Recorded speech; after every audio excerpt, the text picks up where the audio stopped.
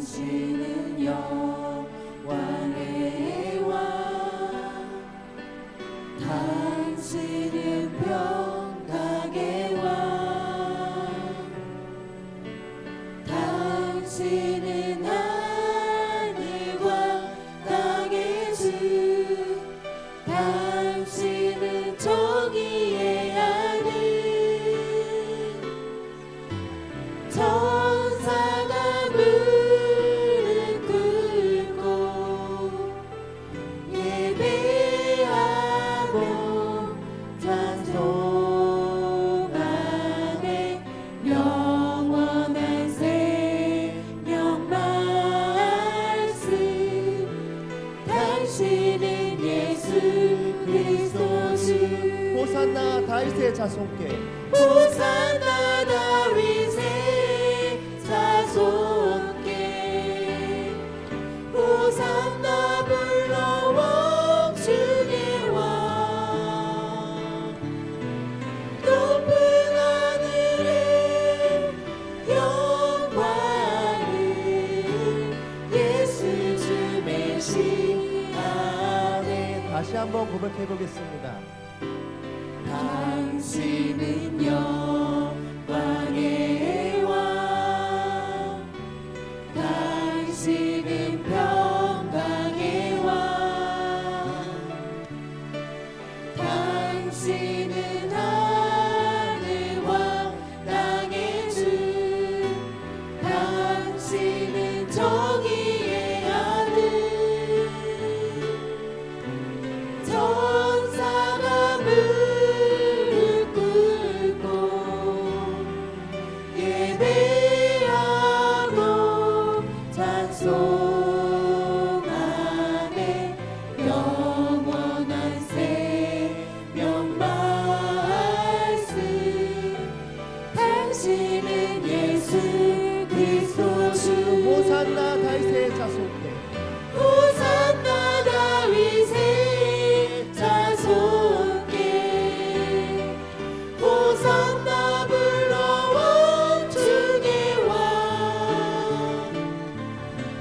높은 하늘에 영광을 예수 주 메시아네.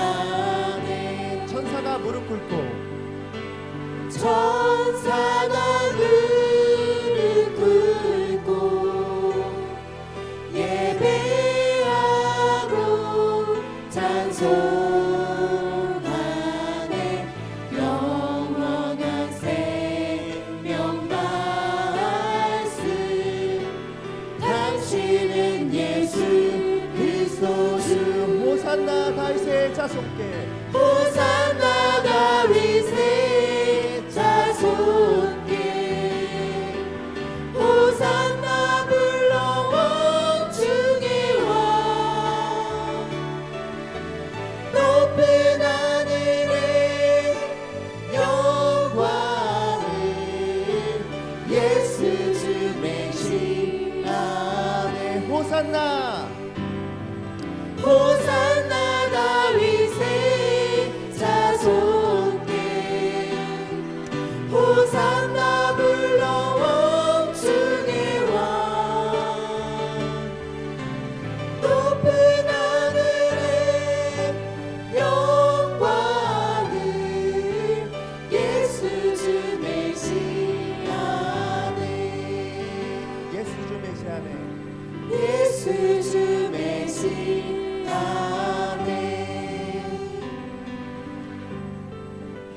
이렇게 기쁜 날, 마지막 날이 된다면 우리에게 필요한 것은 성령님이 필요하겠죠.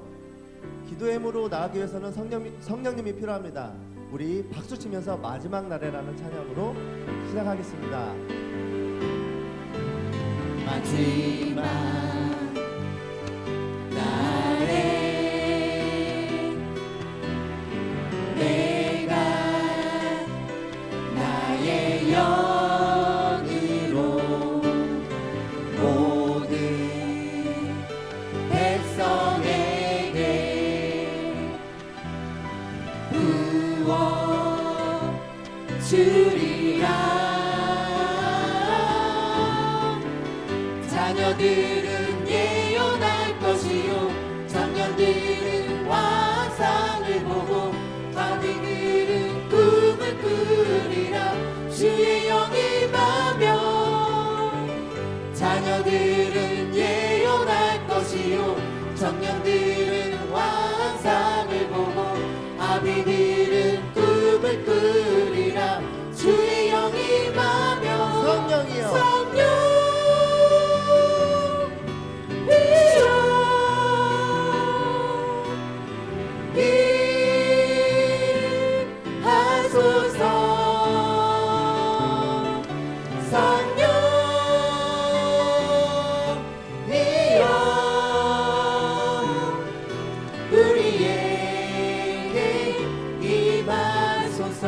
자녀들은 예언할 것이요 자녀들은 예언할 것이요 청년들은 환상을 보고 아비들은 꿈을 꾸리라 주의 영이 임하며 자녀들은 예언할 것이요 청년들은 환상을 보고 아비들은 꿈을 꾸리라 주의 영이 임하며 성령이여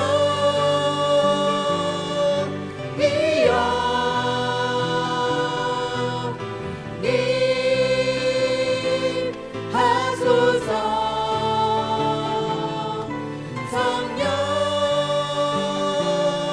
성령이여 우리에게 임하소서 성령이여 성령이여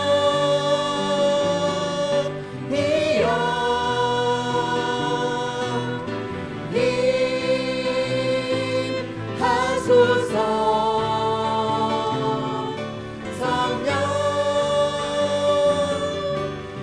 성령이여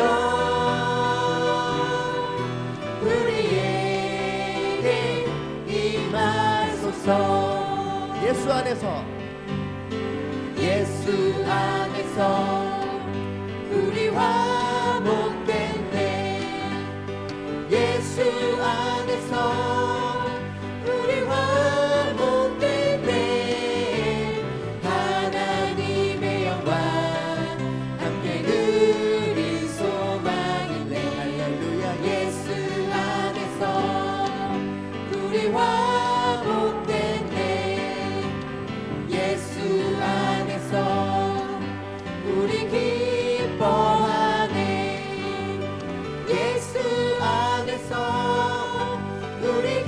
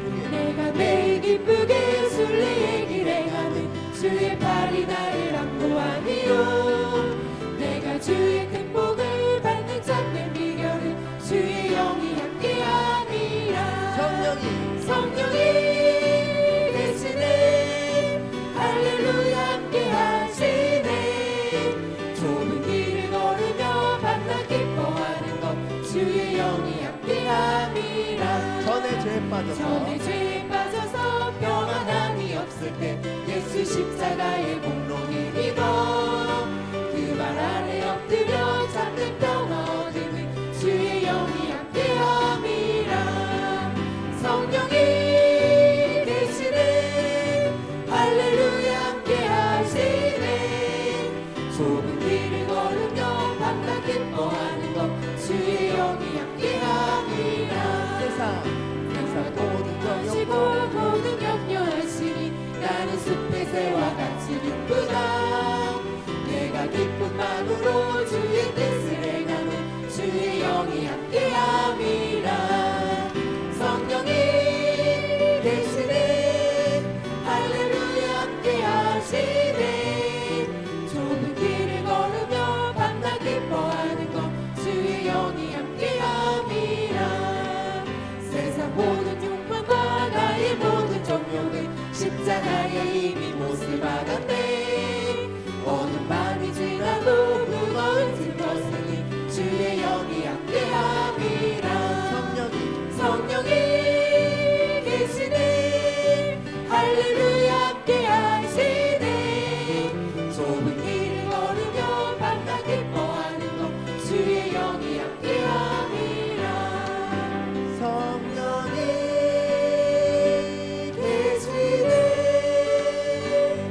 할렐루야 함께하시네 좁은 길을 걸으며 밤낮 기뻐하는 것 주의 영이 함께함이라 좁은 길을 걸으면서 기쁘십니까? 밤낮으로 기뻐하시는 것을 예수님 안에서 기뻐하시길 바라겠습니다. 우리 주님의 마음을 갖기 원합니다. 그러려면 우리 주님이 저희에게 능력을 주셔야 되겠죠. 우리도 주님을 바라보고 주님께 기도를 드립니다. 주님 마음 내게 주소서라는 찬양을 우리 기도하는 마음으로 함께 드리도록 하겠습니다. 오소서 주님, 오소서 주님 나의 마음을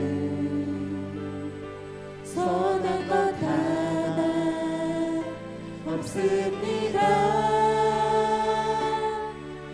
그러나 내 모든 것 주께 드립니다 사랑으로 안으시고 날 새롭게 하소서 오소서 주님 나의 마음을 선한 것 하나 없습니다 그러나 내 모든 것 주께 드립니다 사랑으로 안으시고 날 새롭게 하소서 주님 마음 내게 주소서 내 아버지 주님 마음 내게 주소서 나를 향하신 주님의 뜻이 이루어지도록 주님 마음 내게 주소서 보소서 주님 나의 마음을 보소서 주님 나의 마음을 선한 것 하나 없습니다 그러나 내 모든 것 주께 드립니다 사랑으로 안으시고 날 새롭게 하소서 주님 마음 내게 주소서 내 아버지 주님 마음 내게 주소서. 나를 향하신 주님의 뜻이 이루어지도록 주님 마음 내게 주소서. 내 사랑을 가르치소서. 당신의 마음으로 용서하게 하소서. 주의 성령 내게 채우사 주의 길 가게 하소서. 주님 당신 마음 주소서. 주의 성령 내게 채우사 주의 길 가게 하소서. 주님 당신 마음 주소서. 주님 마음 내게 주소서. 내 아버지 주님 마음 내게 주소서. 나를 향하신 주님의 뜻이 이루어지도록 주님 마음 내게 주소서. 주님 마음 내게 주소서. 주님 마음 내게 주소서. 내 아버지 주님 마음 내게 주소서. 나를 향하신 주님의 뜻이 이루어지도록 주님 마음 내게 주소서. 예수 이름 높이세. 예수 이름 높이세. 능력의 그 이름. 예수 이름 높이세. 구원의 그 이름. 예수 이름을 부르는 자. 예수 이름을 믿는 자. 예수 이름 앞에 나오는 자 복이 있도다. 수많은 무리들 주지요. 수많은 무리들 주지요. 그분을 보기 위해 따르네. 평범한 목수이신 그분 앞에 모든 무릎이 꿇어 경배하네. 모든 문제들 하나하나 죽음까지도 힘을 잃고 생명의 근원 대신 예수 이름 앞에 모든 권세를 굴복하네.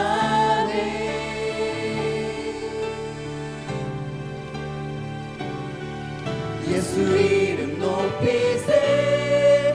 능력의 그 이름. 예수 이름 높이세. 구원의 그 이름. 예수 이름을 부르는 자. 예수 이름을 믿는 자. 예수 이름 앞에 나오는 자 복이 있도다. 나의 계획이 실패하고 나의 계획이 실패하고 나의 소망이 끊어질 때 나의 소망이 끊어질 때 삶의 주관자 되신 그분 앞에 나의 무릎을 꿇어 경배하네. 나의 삶을 그분 맡길 때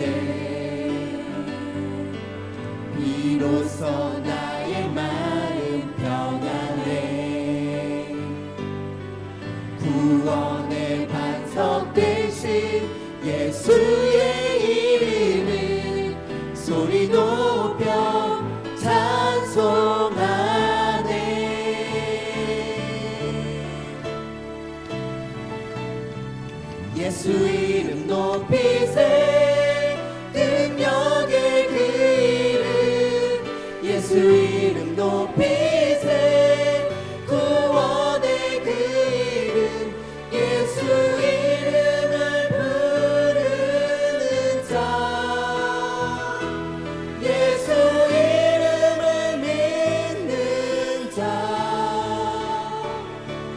예수 이름 앞에 나오는 자 복이 있도다. 여러분의 목소리로만 찬양하겠습니다. 예수 이름 높이세. 예수 이름 높이세 능력의 그 이름 예수 이름 높이세 구원의 그 이름 예수 이름을 부르는 자 예수 이름을 믿는 자 예수 이름 앞에 나오는 자 복이 있도다. 다 함께 찬양하겠습니다. 예수 이름 높이세. 예수 이름 높이세 능력의 그 이름 예수 이름 높이세 구원의 그 이름 예수 이름을 부르는 자 예수 이름을 믿는 자 예수 이름 앞에 나오는 자 복이 있도다. 예수 이름 높이세. 두 손 들고 찬양하겠습니다. 예수 이름 높이세 능력의 그 이름 예수 이름 높이세 구원의 그 이름 예수 이름을 부르는 자 예수 이름을 믿는 자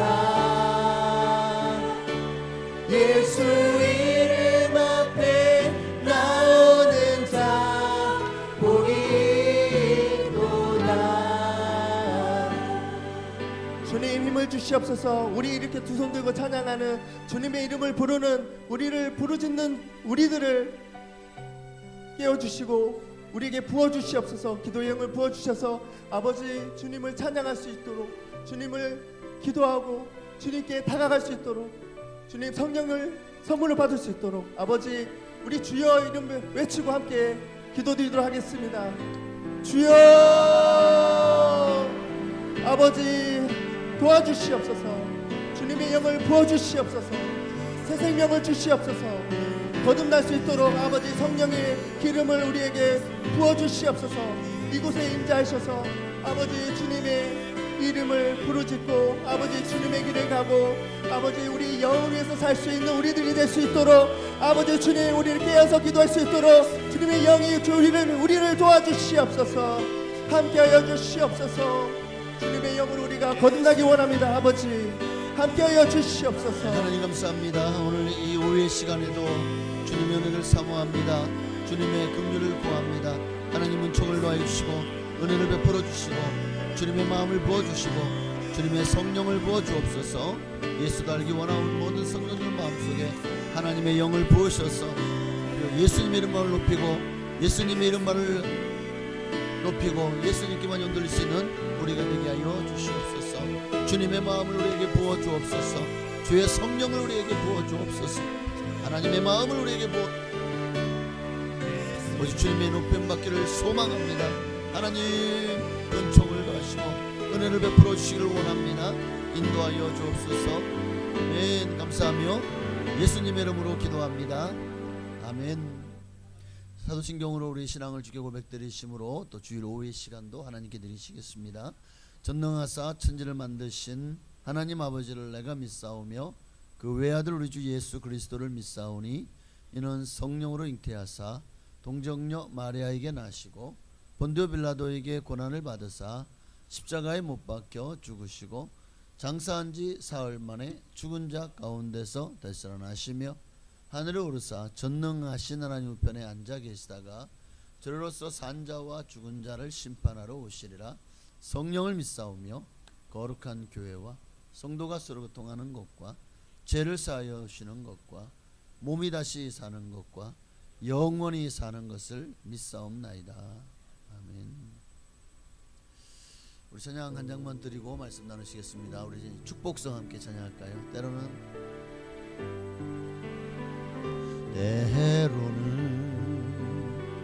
너의 앞에 어려움과 아픔 있지만 담대하게 주를 바라보는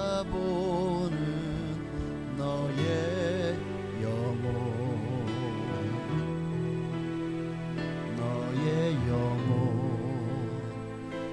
우리 볼 때 얼마나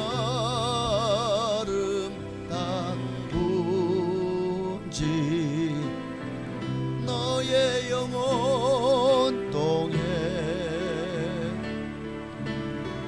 큰 영광 받으실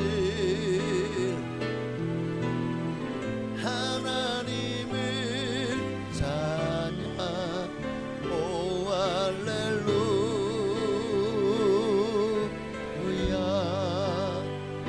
너는 택한 족속이요 왕같은 제사장이요 거룩한 나라 하나님의 소유된 백성 너의 영혼 우리 볼 때 얼마나 사랑스러운지 너의 영혼 통해 큰 영광 받으실 하나님을 찬양. 오 할렐루야.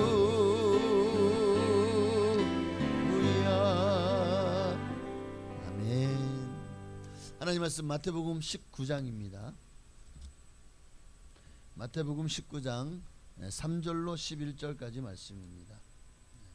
18장을 떼고 19장으로 넘어왔습니다. 3절부터 11절까지 말씀을 제가 한 절, 여러분이 한 절 우리 교독하시겠습니다. 제가 먼저 3절 읽습니다. 바리새인들이 예수께 나와 그를 시험하여 이르되 사람이 어떤 이유가 있으면 그 아내를 버리는 것이 옳으니까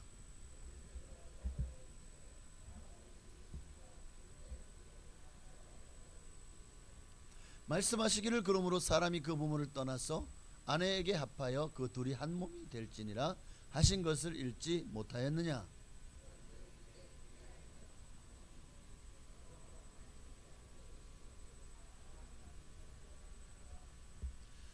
여짜오되 그러면 어찌하여 모세는 이혼 증서를 주어서 버리라 명하였나이까?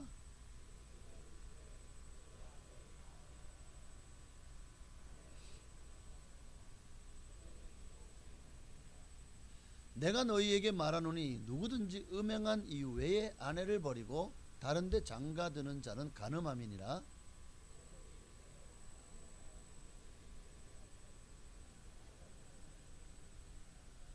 함께 읽습니다.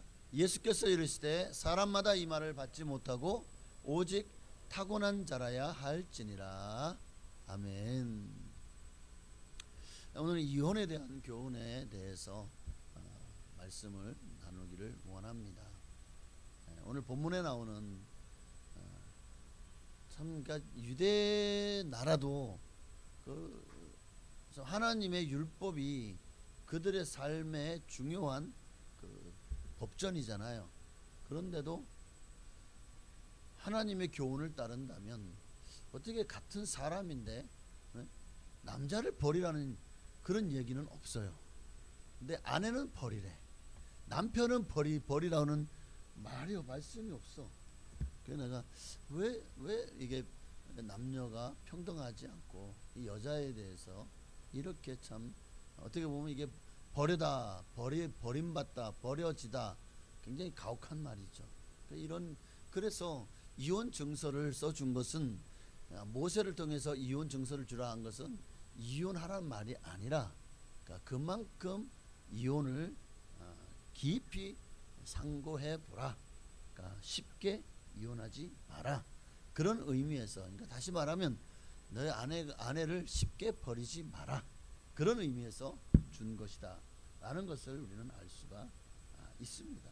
어쨌든 참 이혼이라는 이 주제는 굉장히 이 시대에 너무나도 우리 한국 사회가 지금 우리나라 이혼율이 2024년도에 집계 결과 OECD 국가 중에는 9위고 전 세계 국가 중에는 우리 이혼율이 12위, 공동 12위더라고요. OECD에서는 공동 9위.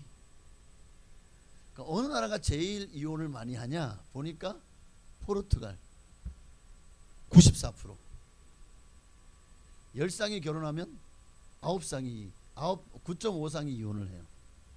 그러니까 참 한국은 2024년 통계상으로는 46% 나왔네요.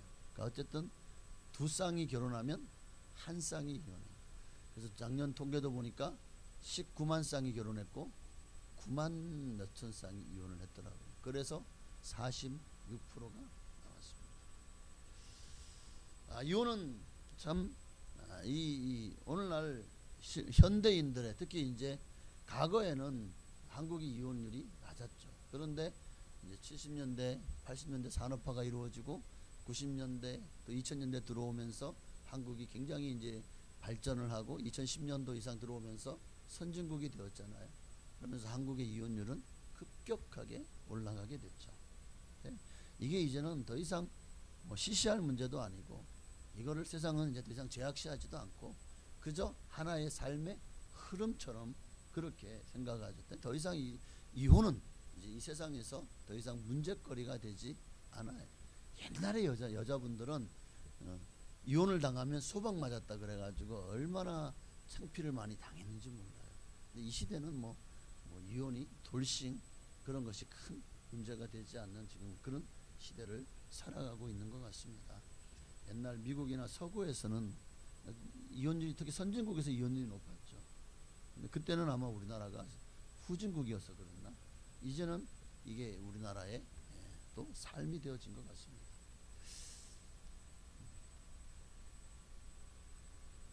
그러니까 더 이상 이혼이 사회적인 이슈나 뭐 탤런트나 아니면 유명한 사람들이나 좀 이슈가 되지, 일반적으로는 그저 상식이 되어진 시대를 우리가 살아가고 있는 게 아닌가 하는 생각을 해요. 한미준에서 코리아 갤럽에 의뢰하여서 결혼 생활 의식을 조사한 적이 있습니다. 그 물음이 그리고 그 응답이 이렇습니다. 이혼에 대해서 한국에 있는 그 표준을 잡은 거죠. 한국 갤럽을 여기서 조사를 했는데, 이혼에 대해서 어떻게 생각하십니까? 그러니까 먼저 믿지 않는 사람들에게 물었습니다. 이에 대해서 상황에 따라 이혼이 가능합니다. 이혼해도 뭐 어쩔 수 없지, 뭐 못 살겠다는데 어떻게 이혼해야지. 43.3%. 그러니까 굉장히 긍정적인 반응이 나왔죠. 자, 그러면 이번에는 믿는 사람들에게 물어봐. 기독교가 이제 믿는 사람들에게도 물어보았습니다. 그리스도인들은 이혼에 대해서 어떻게 생각하십니까? 그랬더니 역시 상황에 따라 이혼이 가능하다, 해도 무방하다.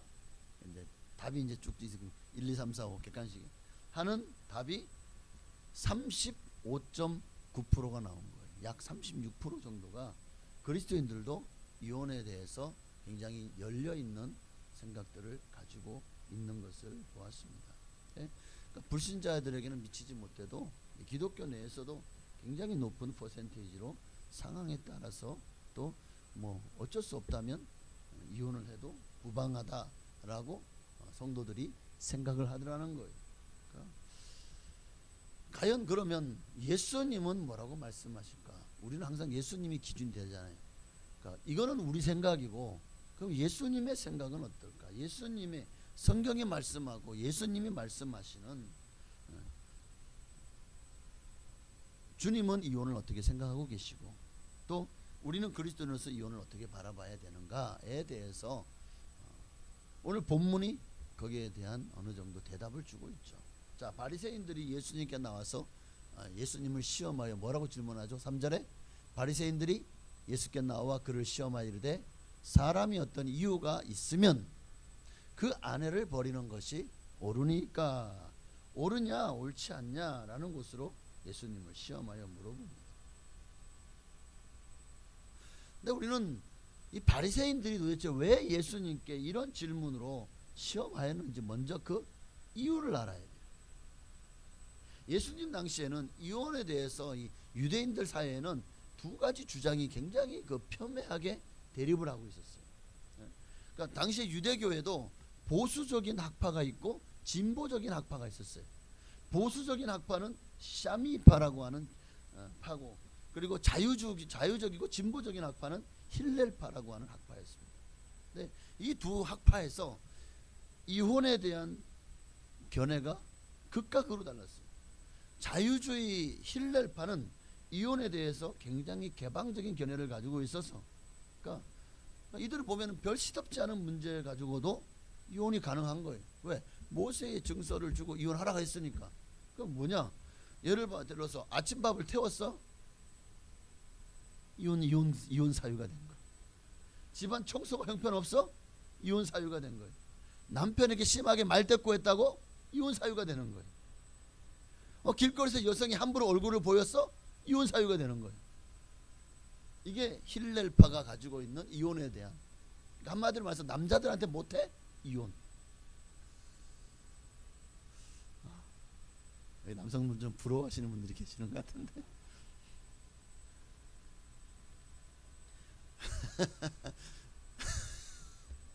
밥 좀 태우면 이혼 사유가 돼. 자, 그런데 이 보수주의 샤마이파는 달랐습니다. 그러니까 아내가, 오늘 성경 예수님도 뭘 말씀하고 있죠? 음란한 이유 외에, 그러니까 어떤 부정을 저지른 이유 외에 다른 이유로 이혼하는 것에 대해서 예수님도 거의 비슷한 이유인 것 같아요. 아내가 부정을 한 이유가 아니면 이혼을 하지 않아야 된다라는 견해를 주장합니다. 여러분은 힐렐파와 샤마이파 어느 쪽 견해가 더 합당하다고 생각합니까? 성경적으로. 힐렐파? 자유주의적인 힐렐파? 보수적인 샤마이파? 자, 예수님 답을 들어볼까요? 자, 4절과 5절 6절까지 함께 읽습니다. 4절 5절 6절 시작. 예수께서 대답하여 이르시되 사람을 지으시니가 본래 그들을 남자와 여자로 지으시고 말씀하시기를 그러므로 사람이 그 부모를 떠나서 합하여 그들이 한 몸이 될지니라 하신 것을 읽지 못하였느냐. 그런즉 이제 둘이 아니요 한 몸이니 그러므로 하나님이 짝지어 주신 것을 사람이 나누지 못할지니라 하시니. 이 말씀은 구약의 창세기에 나오는 말씀을 인용한 것이죠. 그리고 나중에 사도 바울도 에베소서에서 역시 이 말씀을 인용하는 것을 보게 됩니다. 그러니까 예수님은 이 이혼에 대한 문제를 인간적인 해석이나 전통적인 어떤 학파의 견해를 가지고 풀려고 하지 않아요. 예수님은 하나님의 말씀으로 이 이혼에 대한 문제를 풀어나가셨습니다. 그러니까 여기서 우리는 예수님께서 우리에게 주시는 이 삶의 답이, 이혼의 문제뿐만 아니라 모든 문제의 삶의 답은 성경으로 풀어야 된다. 삶 가운데 여러 가지 어려운 문제들이 많이 부딪히잖아요. 우리는 그때마다 그 선택의 기준을 세상 기준, 세상 풍조에 두어서는 안 된다는 거예요. 세상 사람들의 관례나 세상 사람들의 어떤 현재 어떤 그 이 시대의 트렌드에다가 맞춰서는 안 된다는 거죠. 모든 문제, 어떤 문제든 그 문제를 풀어나가는 해답을 어디서 찾아야 된다고요? 하나님의 말씀인 성경에서 찾아야 됩니다. 네, 근데 참 이제는 성도들마저도 뭐 성경의 원리에 어떻든 우선 눈에 보이는 현실에 입각해서 많은 사람들이 그렇게 생각하고 그렇게 그게 군중들이고 그게 지금 현재 어떤 여론이니까 또 민주주의는 대의를 따라야 되지 않냐? 그러니까 할 수 없이 따라간다. 그렇게 적당히 그냥 세상과 타협하면서 살아가더라고요. 양심의 갈등이 생기죠. 왜? 성경 말씀과 세상의 풍조가 다르니까. 그럼 어떻게 합니까? 그럼 어디를 따라요? 양심의 갈등을 느끼면서 그 갈등을 하나님의 성경으로 푸는 것이 아니라 그 갈등을 느끼지 않도록 양심을 무뎌지게 만들어버려요. 양심을 무뎌지게 만들어요. 그래서 자꾸만 그 죄를 타협하고 정당화시키는 거예요. 그래서 이혼도 상황에 따라서 할 수 있다. 간통죄도 이제 법적으로 없어졌으니까 죄가 되지 않는다. 동성애도 뭐 서로 사랑한다는데 왜 안 되냐? 뭐 이런 이제 논리가 적용되는 거죠. 지금 그 무슨 그 원숭이 두창이라고 하죠. 근데 그거를 지금 병명을 에폭시 뭐라고 하던데. 그래서 지금 난리가 났잖아요. 근데 그게 사람 간의 비말 정도 가지고는 이게 감염이 되지 않고 접촉에 의해서 그 환부의 접촉에 의해서 그러니까 이제 그 두창에 걸리면 온몸에 뭐가 많아져? 막 물집 같은 게 막 잡히고 자잖아요. 그런데 이제 접촉이 되면 근데 그 발표를 보면 동성애를 하지 않으면 괜찮다라는 발표를 해요. 그러니까 이 원숭이 두창이 어디서 왔냐? 동성애로도 왔다는 거예요. 특히 남자와 남자 간의 동성 간의 통성애를 통해서 이 원숭이 두창이 계속해서 지금 번지고 있는 거거든요. 옛날에는 동성애로 말미암은 질병이 에이즈죠. 에이즈. 그것도 사람들이 숨기고 있기 때문에 그거를 양성화시키기 위해서 모든 진료와 처방을 다 나라에서 책임을 져주죠. 나라에서 다 예산을 지원해서 그들로 하여금 숨기지 될 수 있으면 치료를 받도록 그렇게 하는. 근데 어쨌든 그러니까 동성애가 정상적이라면 왜 이런 질병들이 정말 이게 거의 불치병인 질병들이 생겨날까요? 이게 하나님이 하라고 하신 것을 하면 이런 질병에 걸릴 이유가 없잖아요. 하나님이 기뻐하지 않는, 하나님 하지 말라고 한 것 때문에 이런 하나님의 어떤 하나의 징계고 하나님의 징벌이 아닐까. 그러니까 옛날에 지금도 여전히 에이즈 환자가 전 세계적으로 엄청나게 많고 우리나라에도 지금 음성적으로도 엄청나게 많은 환자들이 있습니다.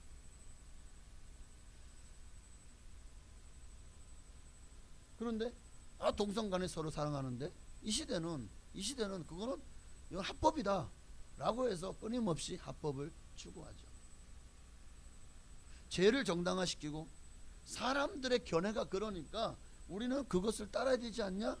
그래서 잘못된 것도 사람들의 여론이 그러니까 그거를 잘못된 것을 바른 것으로 만들어 버리는 게 이 세상 풍조예요. 이것을 통틀어서 인본주의라고 합니다. 그러나 여러분 예수님은 이런 정통이나 율법이나 세상 풍조를 예수님은 한 번도 따른 적이 없어요. 언제나 성경으로 돌아가셨습니다. 성경이 어떻게 말씀하시는가? 이게 예수님의 대답이에요. 그래서 바리새인의 질문에 예수님의 대답은 뭡니까? 모세가 너에게 어떻게 명하였느냐? 그게 7절인가요? 마태복음 19장.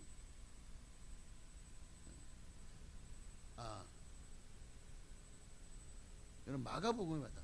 마가복음에는 모세가 너희가 어떻게 했느냐라고 질문을 합니다. 그런데 마태복음에서는 이제 유대인들이 7절에 보니까 그러면 어찌하여 모세는 이혼 증서를 주어서 버리라 명하였나이까. 그러니까 한마디로 모세는 이혼 증서만 써가지고 주면 여자를 갖다 버려라, 합법이다 라고 지금 유대인들이 얘기하고 있는 거예요. 그러니까 예수님 뭐라고 대답합니까? 8절에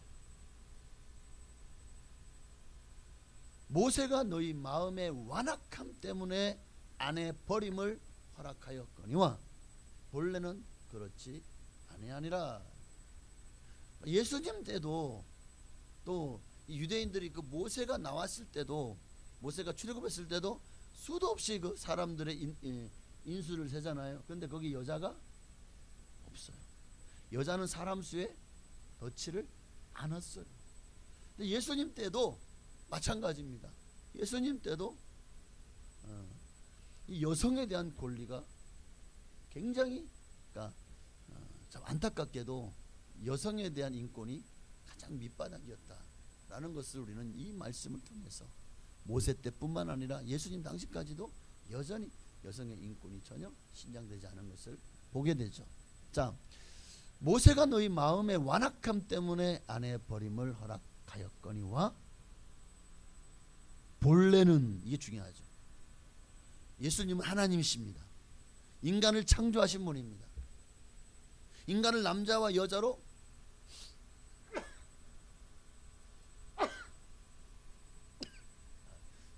누가 내 말 하나?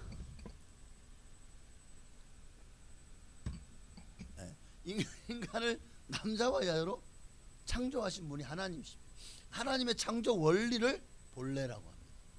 하나님이 인간을 창조했을 때는 아내를 버리는 거 이거 허락한 게 아니라는 거죠.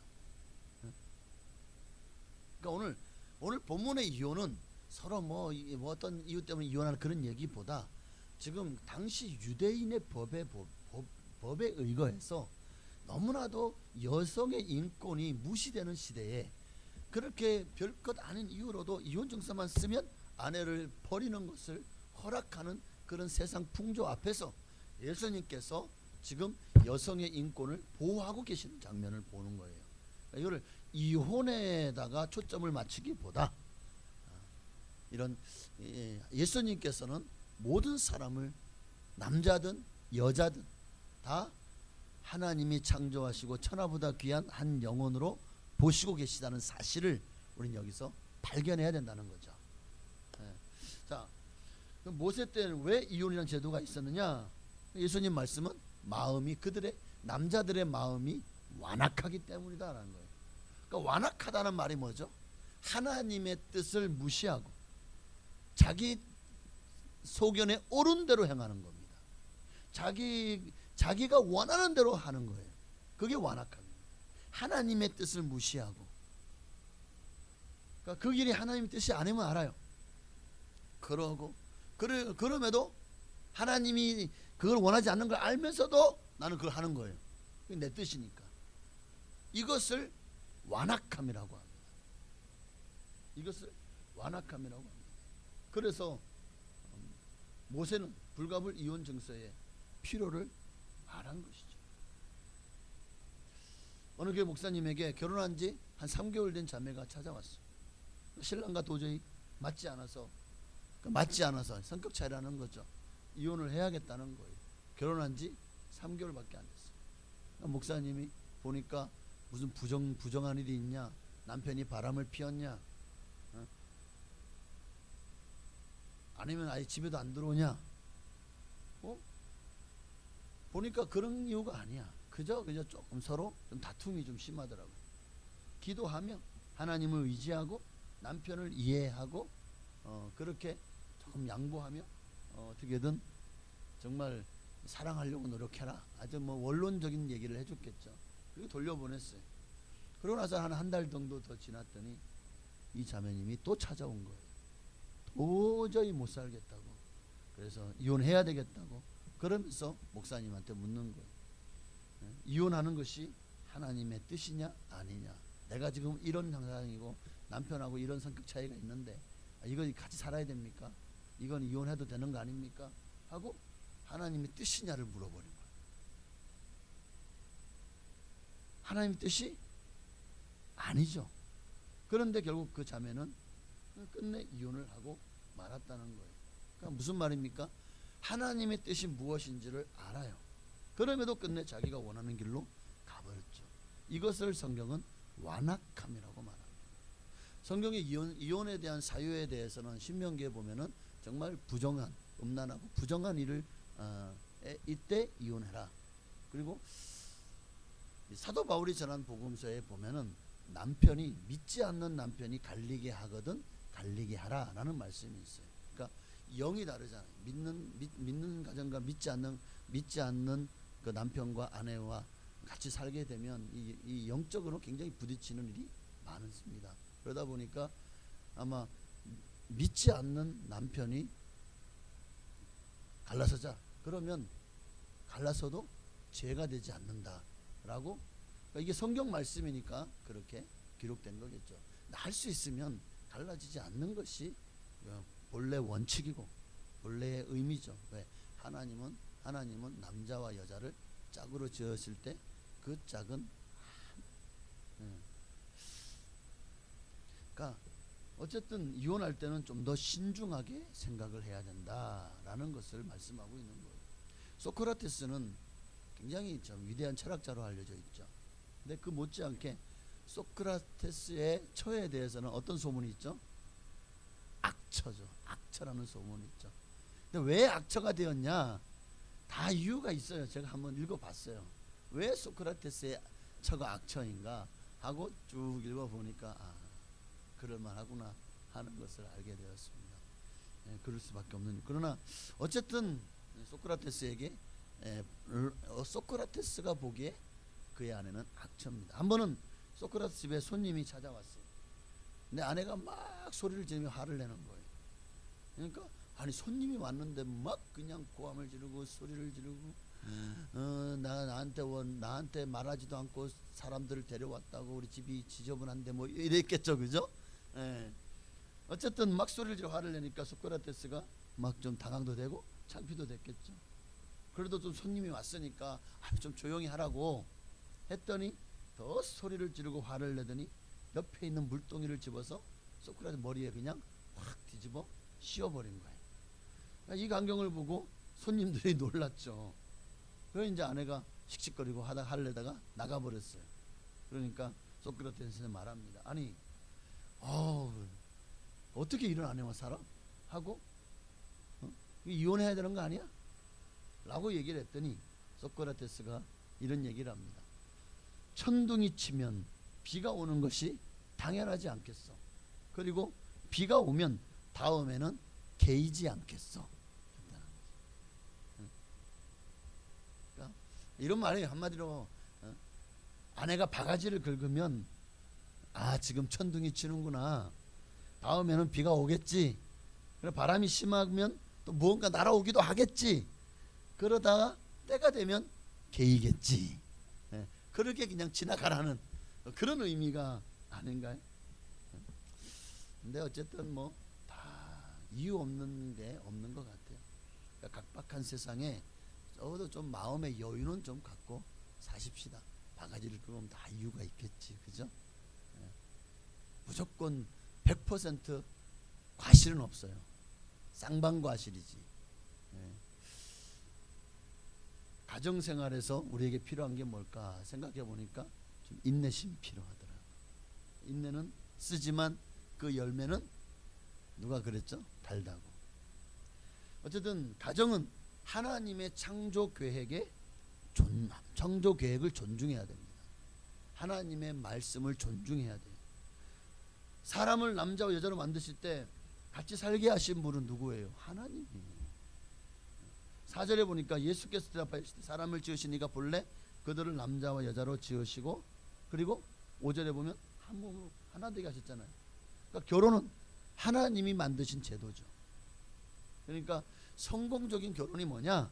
한 남자와 한 여자가 얼마나 진지하게 하나님의 뜻대로 하나가 되어 살아가느냐, 이게 성공적인 결혼의 결론입니다. 자, 아브라함의 아들이 누굽니까? 아브라함의 아들이 누구죠? 이삭이죠.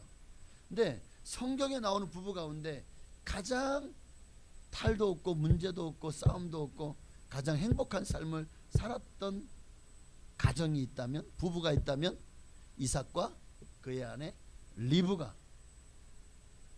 특히 아브라함도 처첩이 있고 야곱도 처첩이 있어요.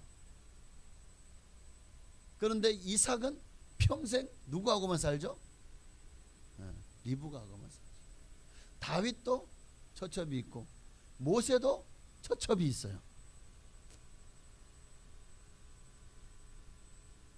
여자가 많았나요? 그 당시에 남자보다? 뭐지?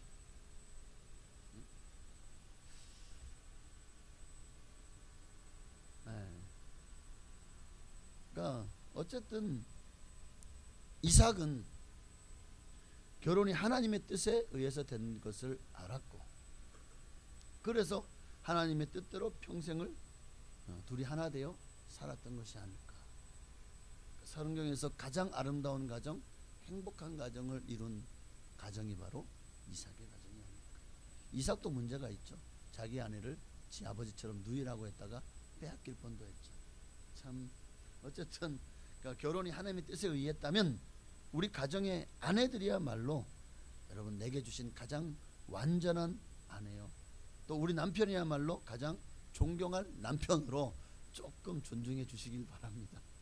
이 세상에서 사실 남자가 다 거기서 거기고 여자가 다 거기서 거기라는 말 들어보셨어요? 예? 뭐 내가 이 남자가 아니고 이 남자하고 결혼했으면 더 나을 뻔했어요? 내가 이 여자가 아니라 저 여자하고 결혼했으면 내가 훨씬 행복했을까요? 다 거기서 거기입니다 라고 누가 그러더라고요. 제 말이 아니라. 예. 어쨌든 지금 내 남편보다 더 좋은 남편이 없고 내 아내보다 더 좋은 아내가 없다.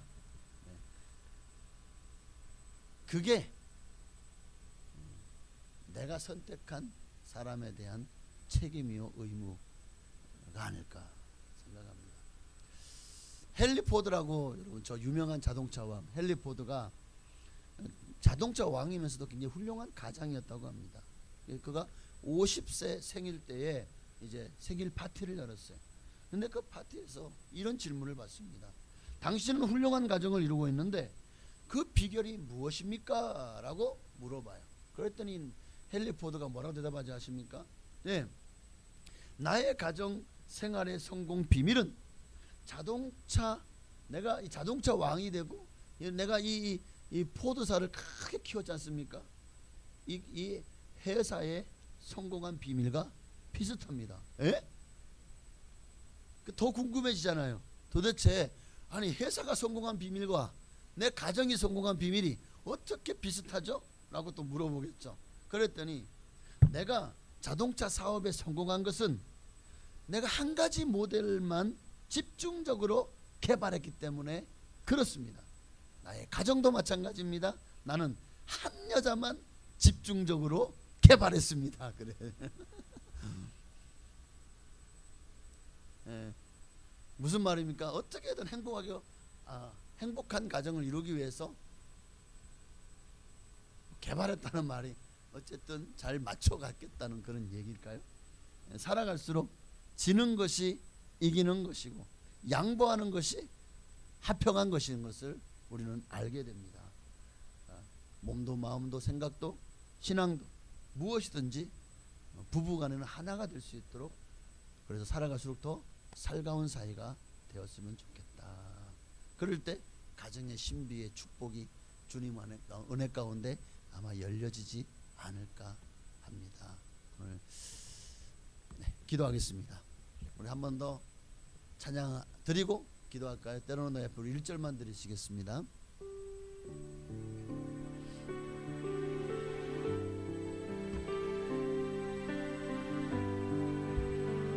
때로는 너의 앞에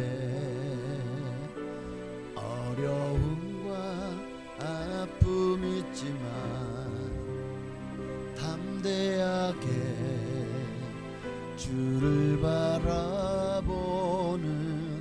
너의 영혼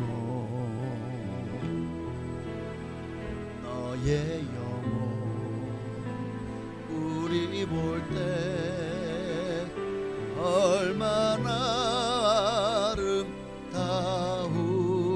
아름다운지 너의 영혼 동에 큰 영광 받으실 하나님을 찬양. 오 할렐루야. 우리 시간 주님 이름 한 번만 부르시고 하나님이 우리 가정에 주신 법칙, 하나님의 성경에 말씀하시는 그 원리와 법칙을 바로 알아서 정말 우리가 양심을 무디게 하는 것이 아니라 더욱더 양심을 주님 앞에서 정말 양심의 찌를 하나님의 양심을 찌를 때마다 하나님 말씀으로 돌아서고 하나님 말씀대로 순종하며 나아가는 우리가 되게 하옵소서. 우리 주님 이름으로 기도하시겠습니다. 주여 할렐루야. 살아계신 아버지 하나님, 하나님 은혜와 사랑을 고맙고 감사를 드립니다. 참으로 시대가 아버지 정말 많은 사람들이 너무 쉽게 갈라지 서로 너무 친구 사이도 형제와 또 부모 자녀 간에도 뭐 재산 문제, 유산 문제, 하여튼 돈 문제가 걸리고 그러면은요 참 뭐 그냥 원수처럼 갈라지는 일들이 너무나도 이 시대에 많은 것을 보게 됩니다. 하나님 만드신 가정을 우리는 지켜야 될 의무가 있는데 돈 문제 때문에 형제들 사이에 또 부모와 자식 간에 갈라선다면 이것도 얼마나 큰 꼭 부부 간에 이혼하는 것만이 문제가 아니라 오늘날 서로 교회 안에서도 형제와 자매 간에 또 형제와 형제 간에 서로 마음을 같이 하지 못하고 서로 싸우고 다투고 갈라지는 것도 그것도 어쩌면 이와 같지 않겠습니까?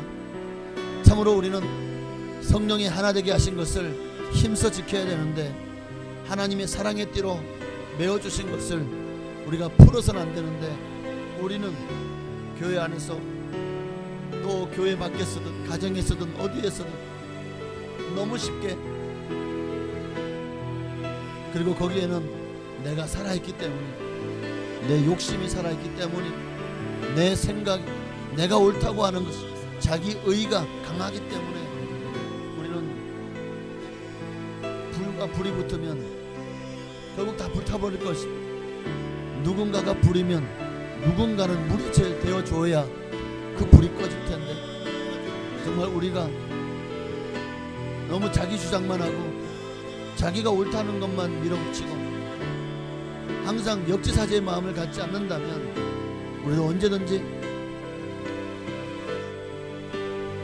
이런 아픔을 겪을 수밖에 없는 것이 인간이 아니겠습니까? 참으로 부정적인 이유가 아니고 정말 그가 나를 배신한 것이 아니라면 어쩌면 우리는 또 조금 더 참고 조금 더 인내하고 조금 더 양보하고 또 용서해야 되지 않을까요? 오늘 우리가 너무나도 배신을 하는 것들이 비일비재한 시대 속에 누군가가 내 발등을 찍고 누군가가 내 뒤통수를 친다고 하지 않는 뒤통수 치지 않는 이상은 우리가 서로 좀 용납하고 이해하고 용서하고 화합해야 되지 않을까 하는 생각을 합니다. 하나님 참으로 우리가 사는 세대에 어떻게 용서해야 될까요? 우리 부부관계는 지금 안전합니까? 안녕합니까? 문제가 없는 가정은 없습니다. 싸우지 않는 부부도 없습니다. 그러나 우리에게 필요한 것은 하나님의 지혜입니다. 하나님 말씀하여 주셔서 하나님의 지혜로 정말 부부관계가 회복되게 하시고 좋아지게 하시고 어쨌든 갈라지는 방향보다는 서로 화합하며 정말 하나 되어 가는 가정으로 나아갈 수 있도록 복을 내려 주시옵소서. 하나님 은혜를 더하시고 은총을 베풀으시기를 간절히 소원하고 오직 주님만 영광 받으시기를 원합니다. 하나님 함께하여 주시옵소서. 아멘.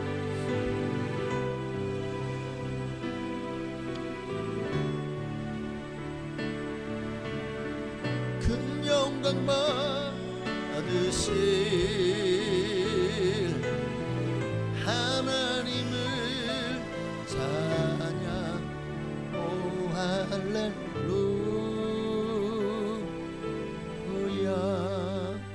아멘. 사람과의 관계 갈등의 문제는 참 힘듭니다. 그 어떤 문제보다도 힘든 문제가 사람과의 갈등 문제입니다.